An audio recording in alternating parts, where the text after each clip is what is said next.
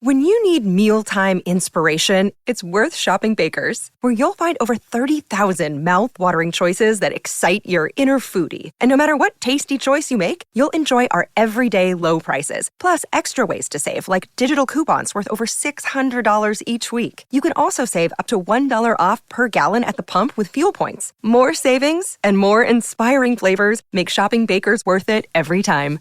Baker's, fresh for everyone. Fuel restrictions apply.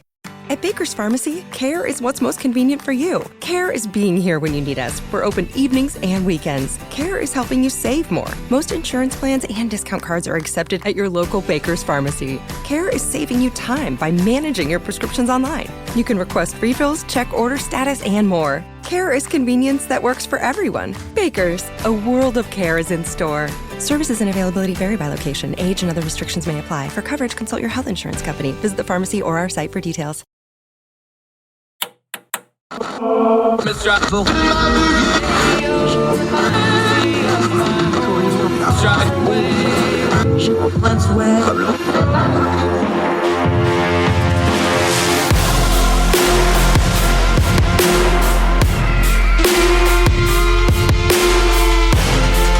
your host, Andrew Donaldson. This is Heard Tell.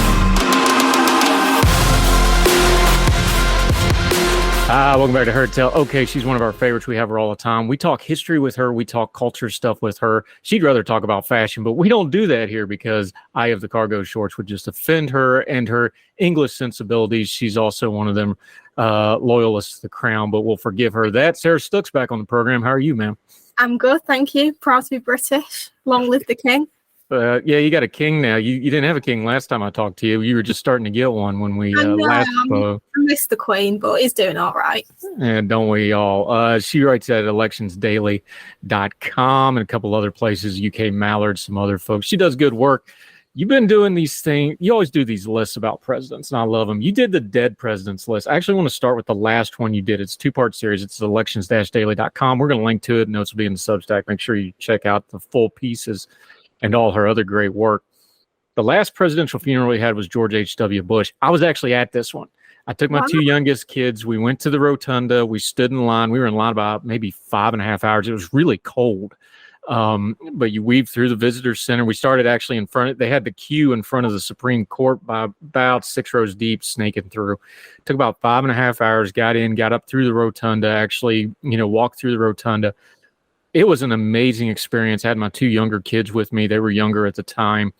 I highly recommend that experience to everybody, whatever your politics or whatever, being in line, talking to people all over the country.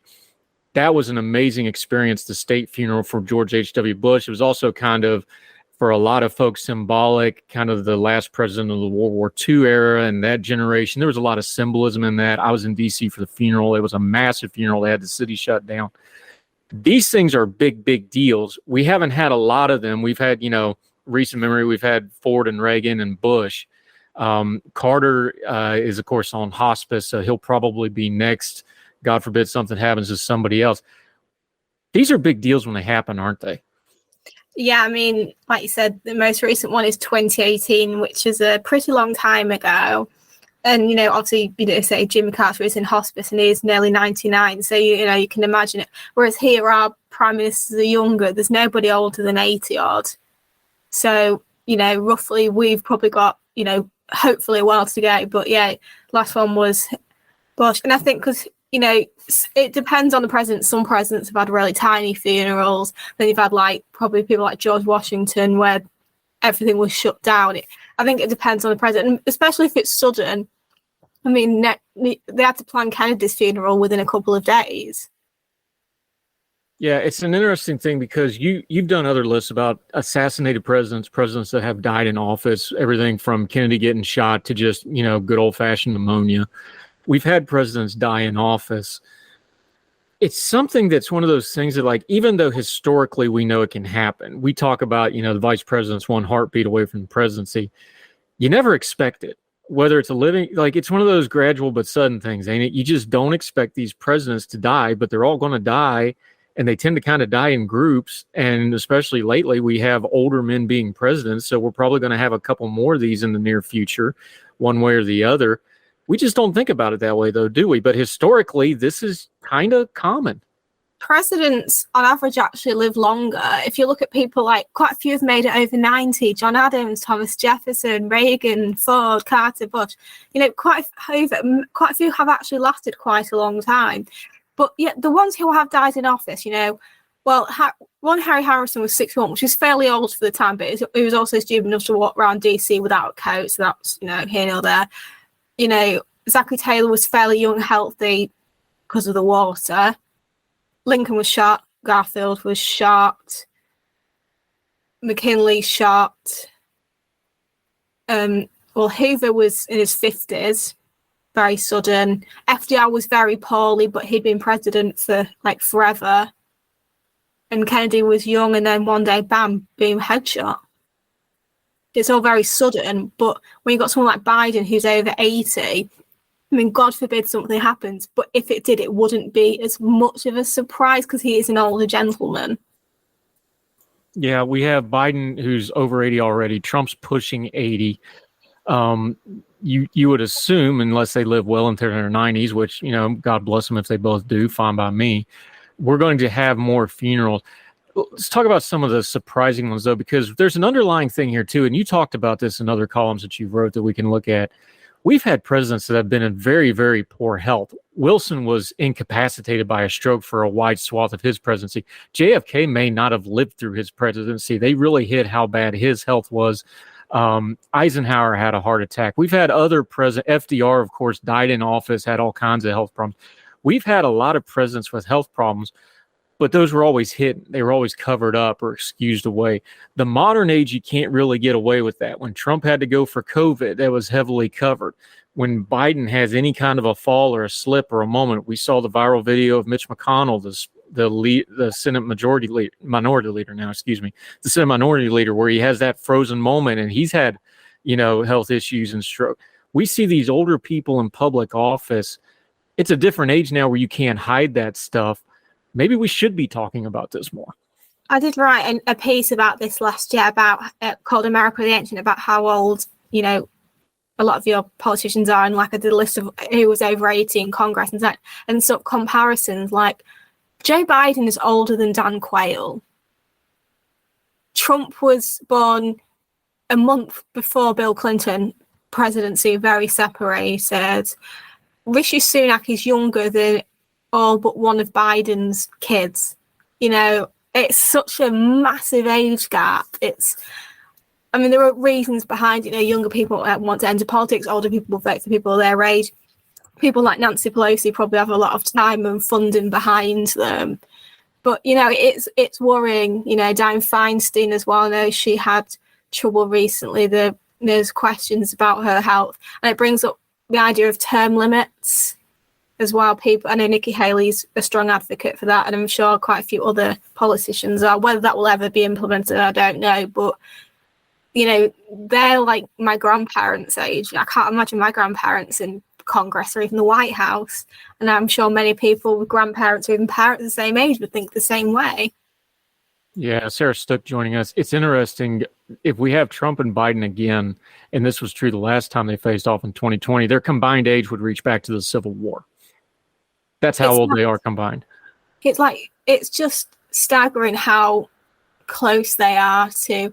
Biden's closer nearly to Lincoln's assassination, his birth, than to now. And it's truly astounding.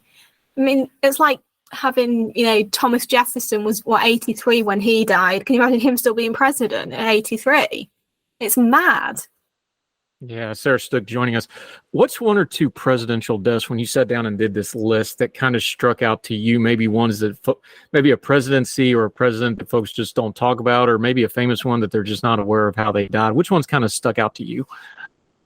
Well, I think, you always remember the assassinations and the deaths in office, but quite a few sort of died quite quietly. Nixon and Ford both died. And Nixon was a really interesting one because he was, castigated for Watergate and he was a prize for years, but then he sort of came back as an elder statesman and had a very respectable funeral with lots of mourners, which is, fascinating because you think, oh, everyone probably hated him. But he sort of, historically people still attack him, but there are people who are usually lower down on the list of worst presidents.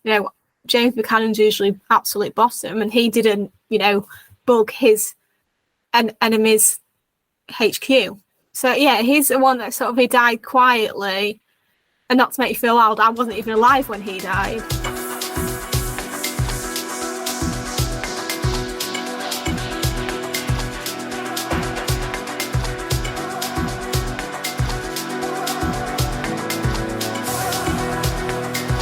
An 11% rebate at Menards. Rust-Oleum Stops Rust Custom 5-in-1 Spray Paint lets you choose from 5 spray patterns with a twist of the dial. It protects indoor and outdoor metal and wood projects for long-lasting results and is available in more than 40 colors. Get started on your painting project at Menards, #1 in customer satisfaction among home improvement retailers according to J.D. Power. For more information, visit jdpower.com/awards. Save big money at Menards. What's the easiest choice you can make? Window instead of middle seat? Picking a vendor who sends a great gift basket? Outsourcing business tasks you hate? What about selling with Shopify? Whether you're selling a little or a lot, Shopify helps you do your thing, however you cha-ching. Shopify is the global commerce platform that helps you sell at every stage of your business. From the launch your online shop stage to the first real-life store stage, all the way to the did we just hit 1 million orders stage. Shopify's there to help you grow. Whether you're selling scented soap or offering outdoor outfits, Shopify helps you sell. Wherever and whatever you're selling, Shopify's got you covered. Sign up for a $1 per month trial period at shopify.com/try. Go to shopify.com/try now to grow your business, no matter what stage you're in. Shopify.com/try.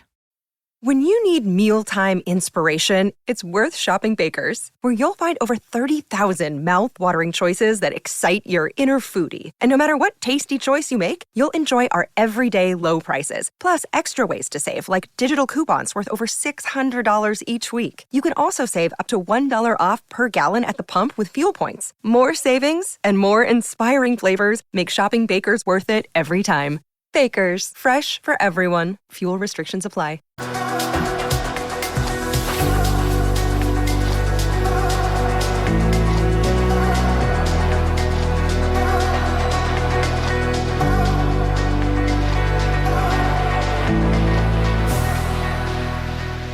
The timeline on some of these are interesting. One thing you pointed out, you think about Lyndon Johnson and Harry Truman being kind of different eras of presidents, but they died a month apart.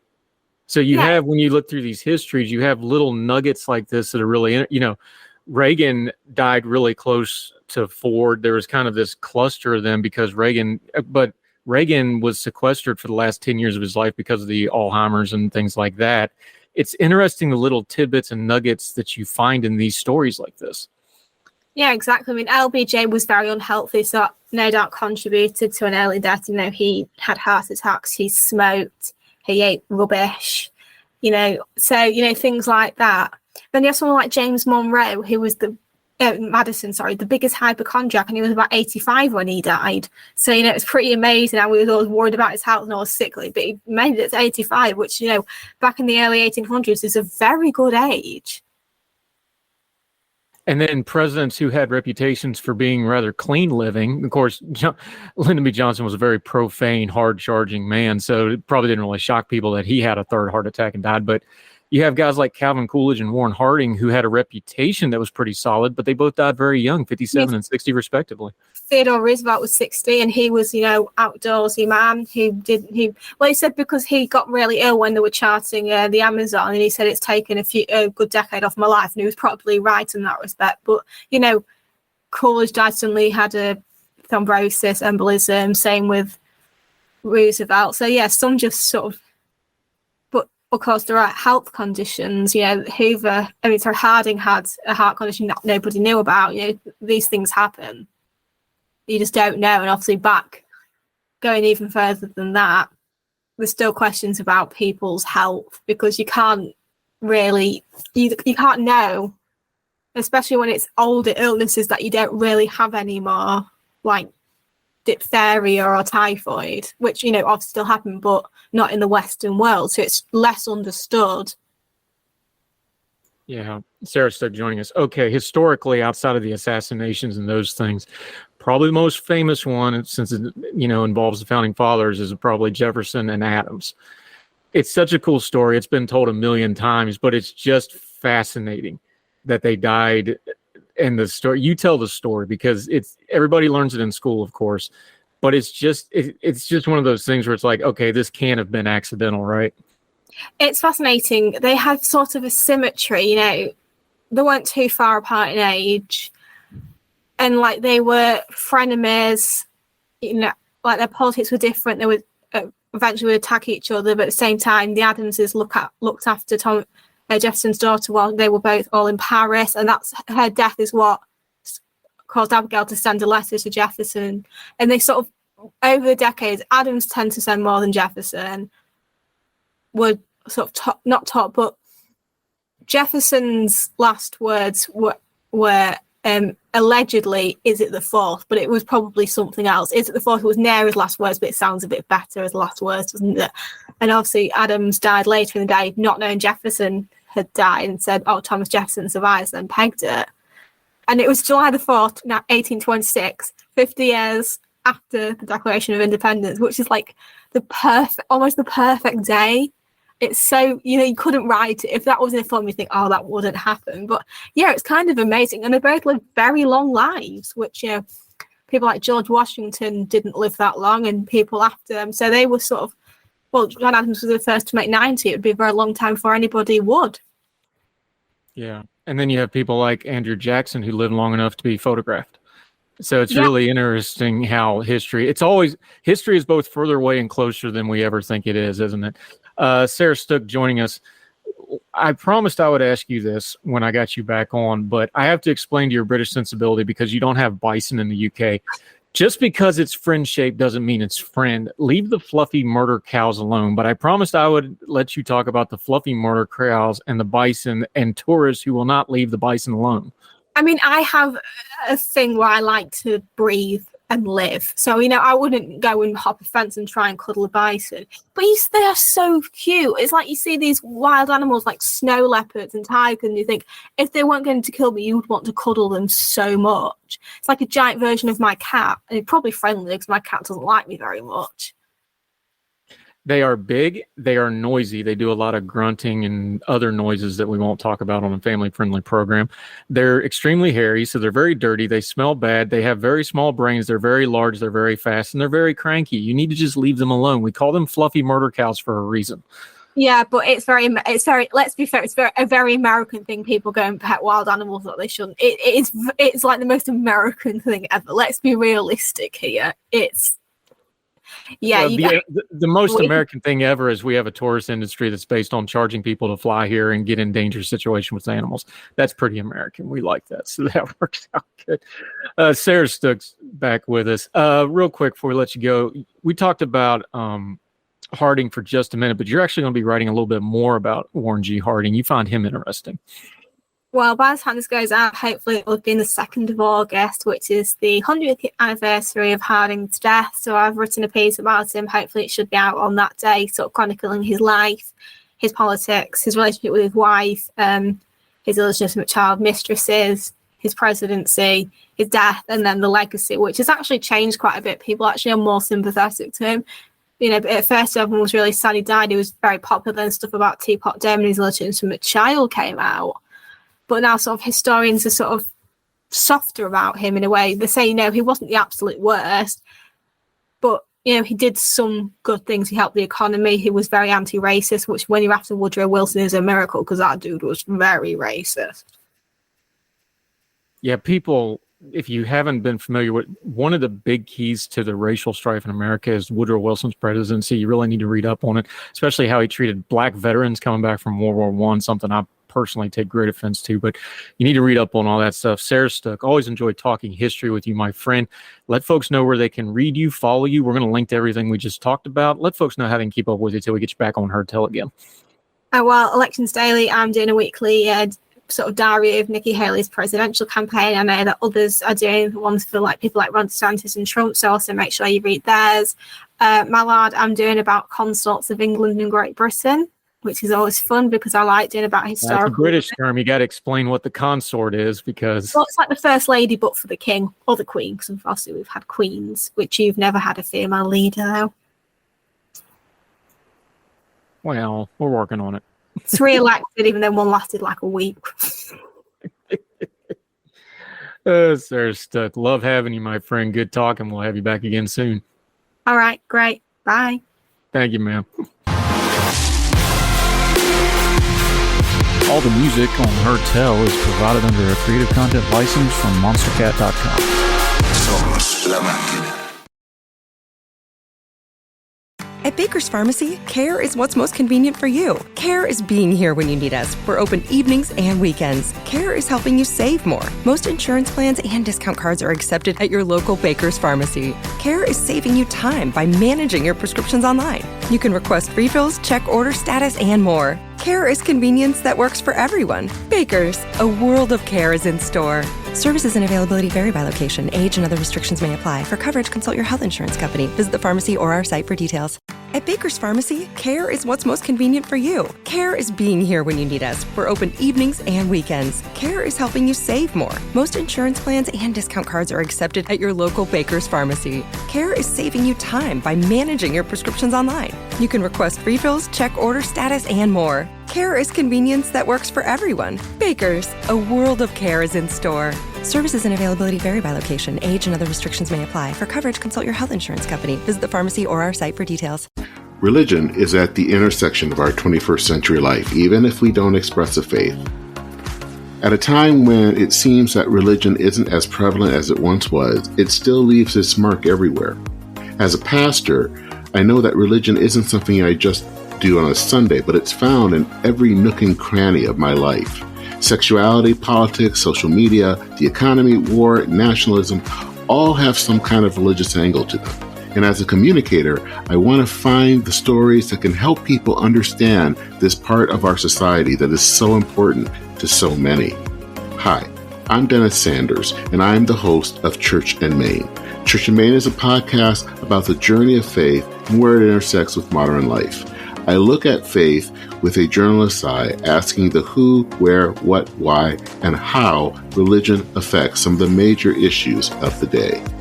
Join me as we journey together. You can listen to Church and Main podcast at the website churchandmain.org or on your favorite podcast app.